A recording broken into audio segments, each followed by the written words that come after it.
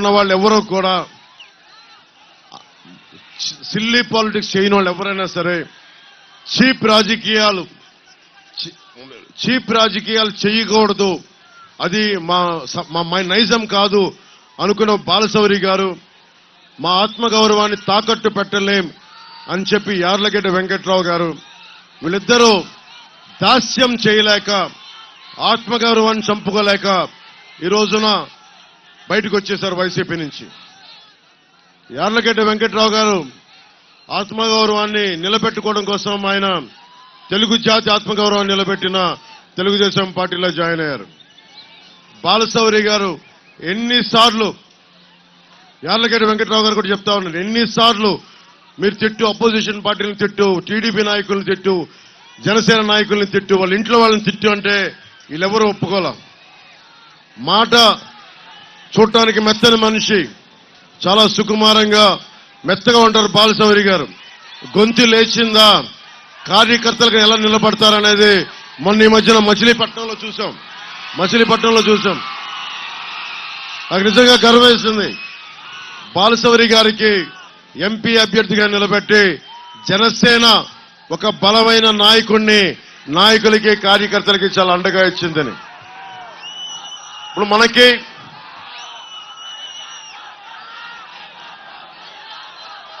నాతో పాటు వేదిక పైన నూజివీడు నుంచి పోటీ చేస్తున్న శ్రీ కె పార్థసారథి గారు నూజివీడు నుంచి పోటీ చేస్తా ఉన్నారు. ఇంకోవైపు పెనమలూరు నియోజకవర్గం నుంచి శ్రీ బోడే ప్రసాద్ గారు పోటీ చేస్తున్నారు. రాష్ట్రం కోసం ఎంతో నలిగి పాపం ఆయన పెద్ద మనసుతోటి బందర్ అభ్యర్థిగా మీరు జనసేనకి ఇస్తే మనస్ఫూర్తిగా జనసేనకి అండగా నిలబడతానని చెప్పి టీడీపీ పార్లమెంట్ అధ్యక్షులు మాజీ ఎంపీ కొనకళ్ళ నారాయణ గారికి మనస్ఫూర్తిగా ధన్యవాదాలు తెలుపుతున్నాం.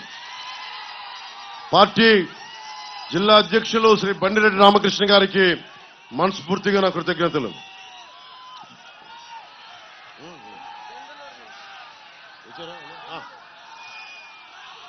బాగా ఇష్టమైన నాయకులు, నేను గొడవ పెట్టుకున్న నాయకులు,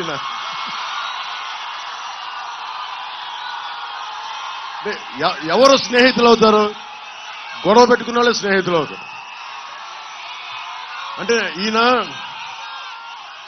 నువ్వు పోటీ చేస్తానంటే, పవన్ కళ్యాణ్ పోటీ చేస్తానంటే దెందులూరు నుంచి నేను నెగ్గిస్తాను, గెలిపిస్తానని చెప్పిన చింతమనేని ప్రభాకర్ గారికి మనస్ఫూర్తిగా నా హృదయపూర్వక నమస్కారాలు. ఆయనతో గొడవ పెట్టుకోవడం కూడా అందంగా ఉంటుంది. నాకు ప్రేమ ఉన్న చోట గొడవ ఉంటుంది. ఏం ప్రభాకర్ గారు,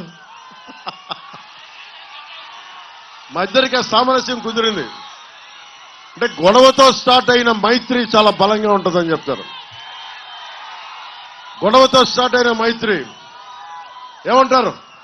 బండి మీద ఎక్కారు, మిమ్మల్ని అడుగుతూ ఉన్నా. సో చింతమనేని ప్రభాకర్ గారు మనస్ఫూర్తిగా వారికి నా ధన్యవాదాలు తెలియజేసుకుంటూ, గుత్తికొండ రాజాబాబు గారికి, ఆయన రాలేదు, వారికి కూడా నా హృదయపూర్వక నమస్కారాలు. చలమలశెట్టి రమేష్ గారికి,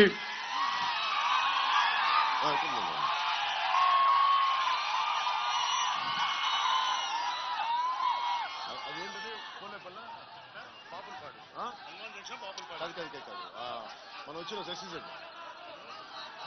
ఎస్సీజెడ్ పేరేంటి,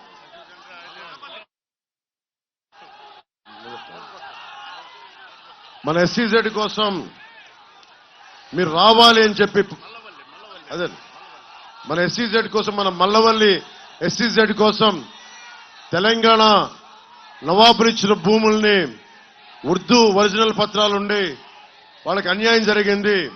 మల్లపల్లి ఎస్సీజెడ్ వల్ల మీరు రావాలి అని చెప్పి నా కోసం పనిగట్టుకుని వచ్చిన చలమలశెట్టి రమేష్ గారికి, గన్నవరం నియోజకవర్గ సమస్యల్ని జనసేనకి ముందుండి తీసుకొచ్చిన చలమలశెట్టి రమేష్ గారికి మనస్ఫూర్తిగా నా హృదయపూర్వక నమస్కారాలు.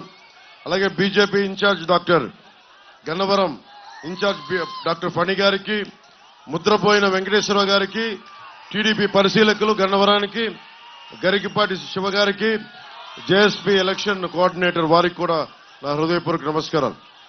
మనకు కావాల్సింది ముఖ్యంగా కీలకమైన మనకి విద్య, వైద్యం, ఉపాధి, సాగునీరు, తాగునీరు, లా అండ్ ఆర్డర్. ఇక్కడున్న గతంలో 2014లో నేను తెలుగుదేశం పార్టీకి, భారతీయ జనతా పార్టీ కూటమికి నేను మద్దతు తెలిపినప్పుడు వల్లభనేని వంశీ గారు నాకు చెప్పడం గుర్తుంది.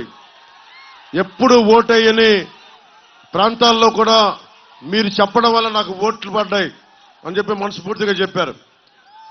అతను చాలా హేతువు ఉన్న నాయకుడు, వివేకం ఉన్న నాయకుడు, ప్రజలకు అండగా ఉన్న నాయకుడు అనుకున్నాను. కానీ ఈ రోజున విభేదాలు ఉండొచ్చు.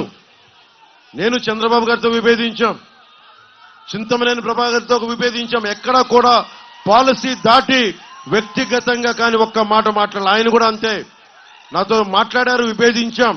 రాజకీయాలు విభేదాలు ఉంటాయి, పాలసీ పరమైన అభిప్రాయ భేదాలు ఉంటాయి, మాట అనుకుంటాం. కానీ దానికి ఒక పరిమితి ఉంటుంది.